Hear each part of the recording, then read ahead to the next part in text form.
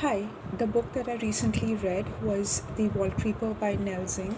So this is not much of a cover because it's out, but yeah, you can see that on the spine here. Now this was an accomplishment because I haven't been reading for a long time, and I finished this book over practically 6 months.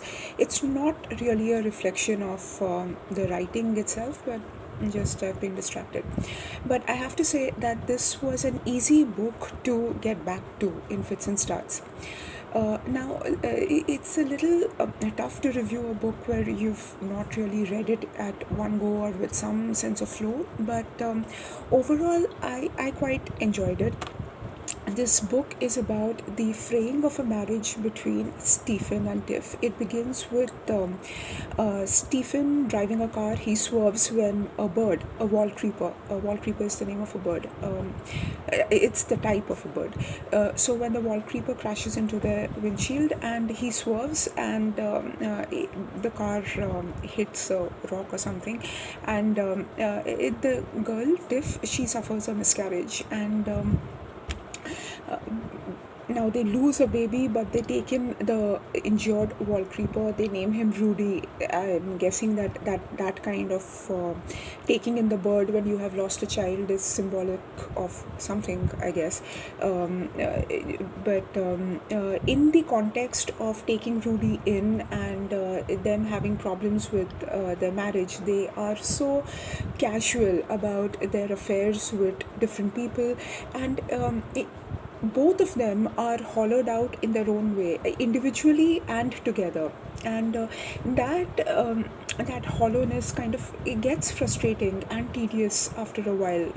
There are a lot of ornithological references to birding and feeding, and how human beings need food and sex.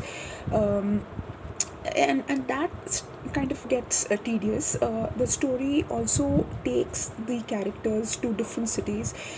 They start off at Bern, then they go to Berlin, because Stephen is an environmental activist. He's an accidental environmental activist.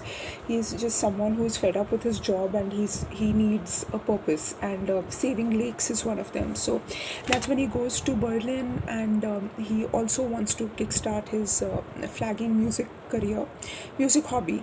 The girl follows him because Tiff really doesn't have a mind of her own. She's always kind of resigned to the fact that she would be taken care of by her husband. She doesn't want to get a job, and she's a very pretty girl. She knows that she can get male attention whenever she wants it, and that attention comes with its own strings attached, and she's okay with it.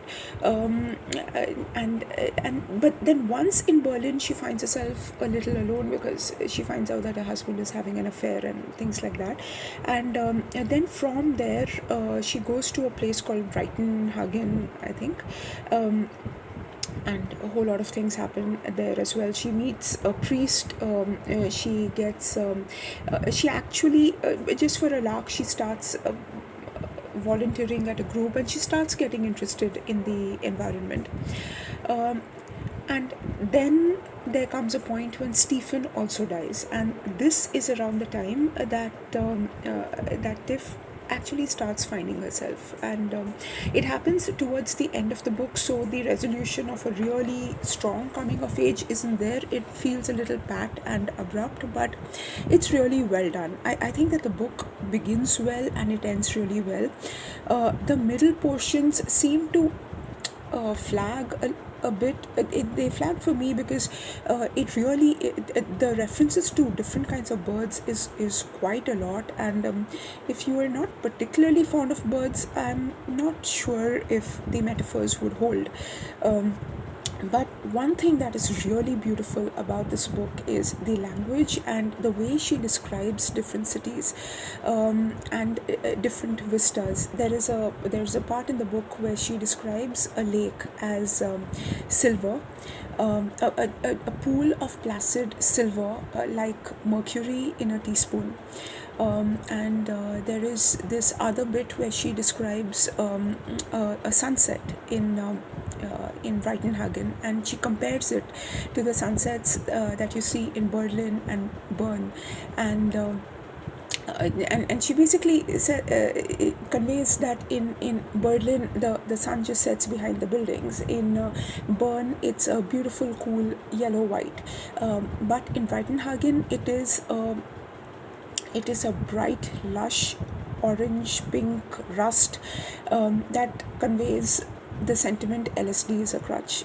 It's very beautifully done. So then there is this other place where she describes some river in Bern, where the river is lining the city like a uterine wall.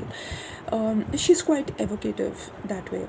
So yes, overall it was a good book to break my spell of non-reading with.